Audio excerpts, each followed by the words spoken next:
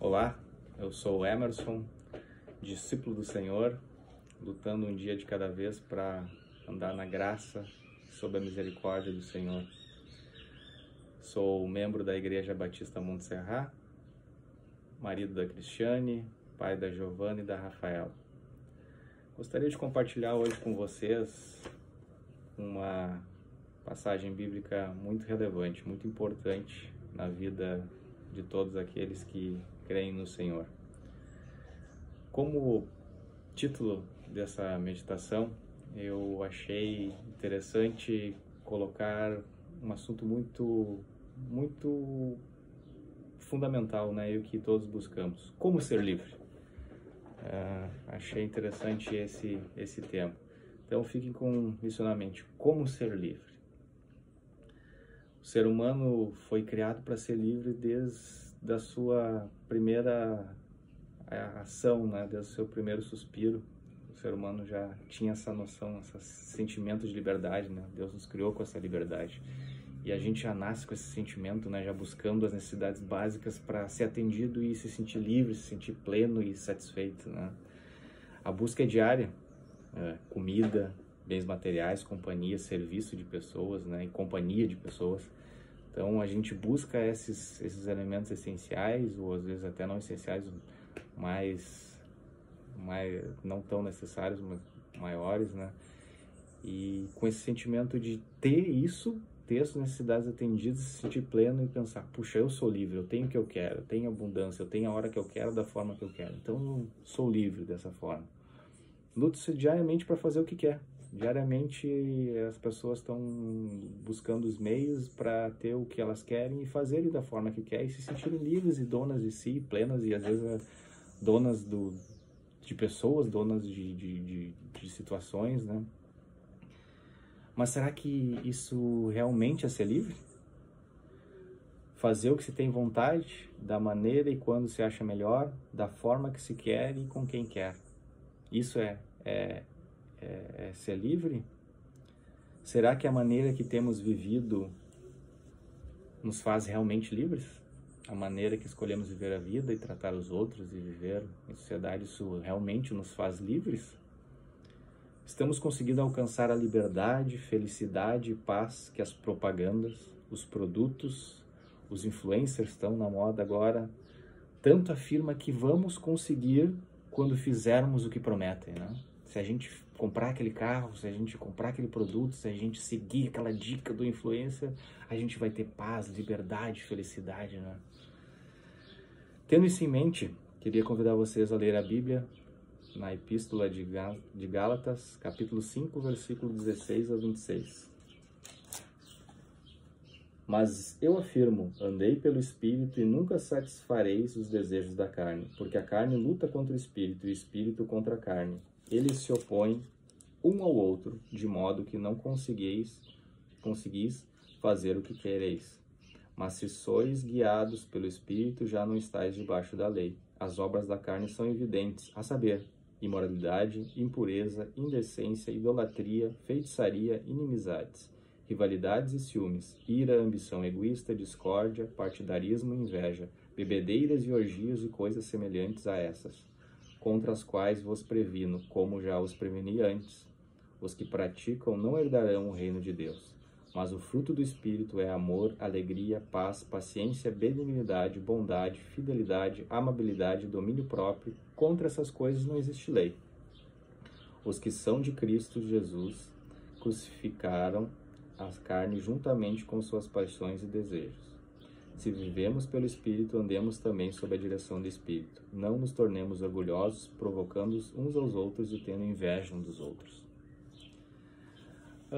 A carta de Gálatas foi escrita por Paulo porque ele estava realmente preocupado com a igreja tão amada que ele havia iniciado. Ele plantou a igreja, começou a igreja e continuou seu trabalho pelo mundo, né, que era pregar o evangelho.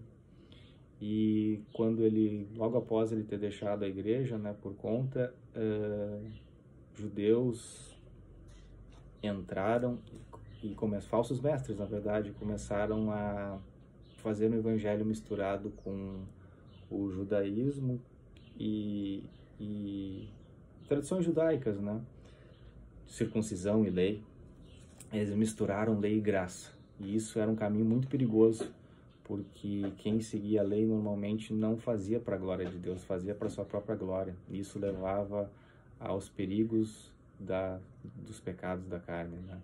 A perdição da carne, que como Paulo a gente observou ali na nossa passagem, levam ao caminho de perdição e nos afastam de Deus. E Paulo repreende essa escolha, né? A igreja havia aceitado o evangelho, mas facilmente aceitou essa distorção, né, desses falsos mestres que buscavam benefícios próprios, né? Enfim, misturar lei e graça, porque tendo as tradições judaicas não seriam condenados, né? Não sofreriam perseguição dos judeus tradicionais, né? E poderiam ter um povo para seguir eles e eles obterem as suas necessidades obscuras e vontades, né? Então, terem um domínio sobre esse povo de uma forma relativamente tranquila por não terem perseguição. E isso preocupava muito Paulo, né? E na carta, Paulo ratifica as maravilhas do amor de Deus por meio do Espírito Santo na vida daqueles que dão liberdade para que o Espírito haja e dirija a vida deles, né? Então, Paulo tem esse cuidado, tem essa direção na sua carta, né? E hoje, tem acontecido isso nas igrejas, tem acontecido isso? Infelizmente sim. A pregação de um evangelho distorcido, onde se propaga uma liberdade falsa, né? Uma liberdade por meio do dinheiro, uma liberdade por busca de bens materiais, uma liberdade hedonista, mesmo dentro da igreja, conseguir aquilo que a gente quer, Deus vai nos dar, porque Deus ele tem que nos dar, porque se a gente fizer da forma certa, existe uma fórmula certa, se você fizer isso, Deus vai te dar. Isso é uma distorção do evangelho. E isso não pode ocorrer com aqueles que realmente buscam o evangelho, e aqueles que são direcionados pelo Espírito não fazem isso, porque o Espírito não direciona para esse caminho. A liberdade proveniente do sacrifício de Jesus é confundida com licenciosidade para pecar. Então é esse o problema. Quando você tem uma ideia de liberdade, e ela é real, e Deus nos deu essa liberdade, muitas vezes quando deixamos o Espírito de lado, deixamos Deus de lado, a gente começa a ter uma ideia de licenciosidade para pecar. Eu sou livre, Deus expiou meus pecados, então eu posso pecar hoje e pedir perdão, Deus vai me perdoar, porque Ele tem que me perdoar, porque Jesus morreu pelos meus pecados, então basta eu pedir perdão, e assim eu fico de pecado em pecado, né, dia a dia, só que isso afasta de Deus, isso são obras da carne. Com o afastamento, não o reconhecimento de Deus como o Senhor das nossas vidas, as obras da carne se manifestam. E isso é triste, isso nos afasta de Deus, isso pode ter consequências eternas. E quais são? Imoralidade sexual, tão presente nos dias de hoje e eram na época, impurezas, a libertinagem, a idolatria, a feitiçaria, inimizades, enfim, todas aquelas obras que Paulo elencou, tão presentes na época, naquelas igrejas, e infelizmente hoje também. E isso é por quê? Porque estamos afastados, as pessoas estão afastadas de Deus. No entanto, contra esses males há algo maravilhoso. Temos não é um segredo porque está na Bíblia, a Bíblia é para quem quiser, ela está disponível, né? Que é o Espírito Santo. O Espírito Santo nos ajuda a evitar esses males, a não pecar, a não viver nesse caminho. E ele ainda tem benefícios maiores que esses, não só a gente evitar, aos frutos do Espírito, conforme Paulo nos apresenta aqui nessa epístola maravilhosa. Amor, alegria, paz, longanimidade, que é perseverar corajosamente sem desistir. Benignidade, uma brandura maravilhosa. É tão bom falar com uma pessoa branda, né, que nos traz uma paz.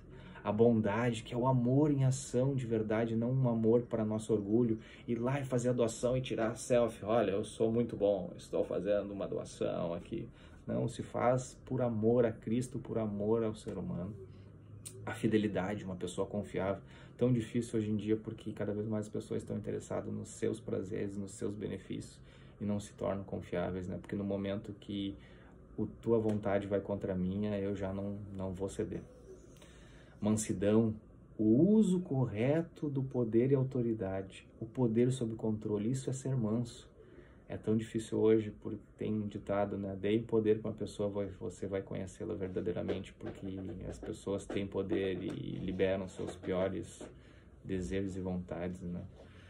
E ser manso é usar da forma correta, e como Jesus usou da forma correta, né? Então, sigamos esse mestre maravilhoso. E domínio próprio, né? O autocontrole que as pessoas tanto buscam por meios de meditação, enfim, todas as coisas.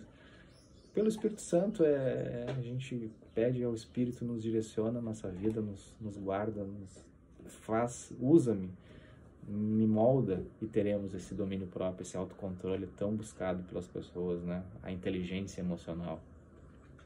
Desenvolver tais frutos é o diferencial na vida de um cristão, mas os mesmos só são desenvolvidos em um ambiente certo, conforme Paulo coloca ali no versículo 25 e 26, ambientes de rixas, ambientes de discórdia, de inveja, de perseguição ao outro, porque eu sou melhor que você, enfim. Isso não permite que o Espírito Santo haja. O Espírito Santo é um ser gentil, é uma pessoa gentil, ele vai agir no ambiente de busca de fraternidade e de união. Então, nesses ambientes diferentes disso, né, ambientes que não são ambientes bons, o Espírito Santo não vai se manifestar. O fruto cresce em um ambiente abençoado com fartura do Espírito e da Palavra.